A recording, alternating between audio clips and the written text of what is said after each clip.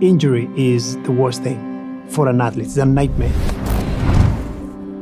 It's awful, heartbreaking. You lose a little bit of yourself. I feel like something is missing. It's an emotional drain on the body as well. Our job is to always understand the runner and listen to the runner, but also being able to measure them objectively. So the North Star for us is ultimately to try and move the needle in terms of how we reduce the risk of injury. People have been trying to solve running-related injuries for a long time. Nobody's cracked the nut, so to speak. One of the ways motion control works is to control pronation. And pronation is a natural motion of the foot during the rollover process. It's been assumed that that leads to injury. So the goal has been in running shoe product creation for a long time. Well, if we control pronation, we will control injuries. But it's certainly not one size fits all.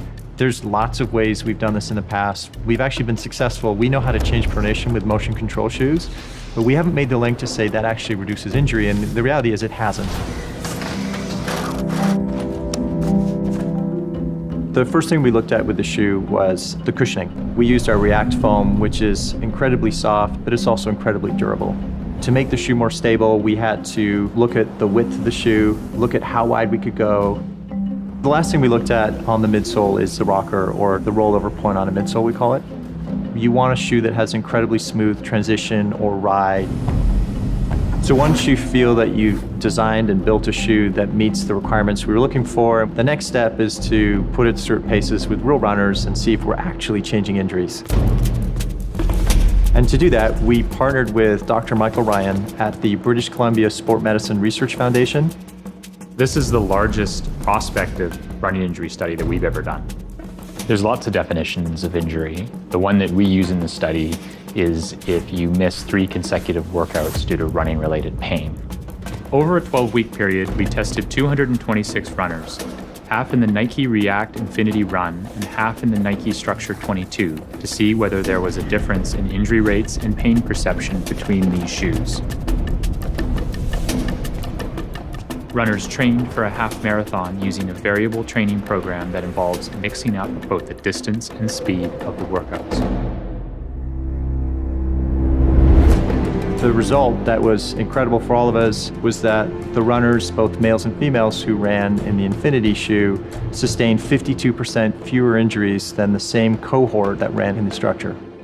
It clearly shows that we are on the right track, and it's a great first step on our journey to that North Star of no runner should get injured.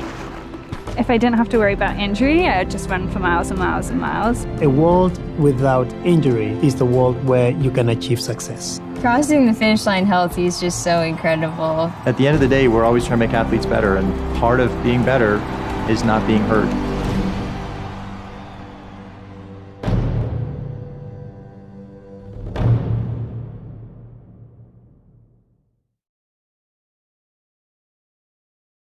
Assalamualaikum warahmatullahi wabarakatuh. We are from Group C. We will present our video assignment based on Nike advertisement. Firstly, message content. The Nike company has using the rational appeal in their advertisement. What is rational appeal? Rational appeal influences audience to purchase something by appealing to their sense of reason or logic. In other words, the rational appeal effectively makes the product make sense or seem obvious in such a way that it really can be argued and helping the target audience to identify the value of a product through advertisement. In that advertisement, Nike company have produced an advertisement that significantly explains about how athletes to reduce the injury.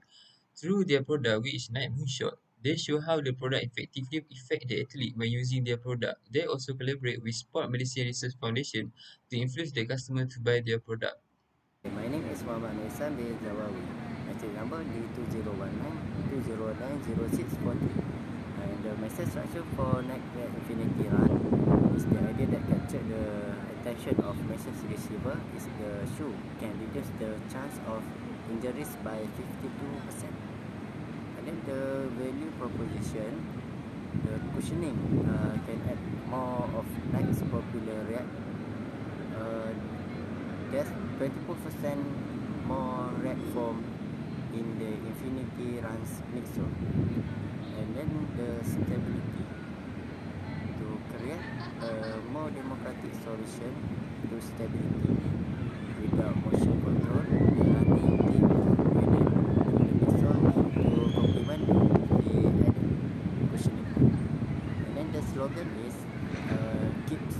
running.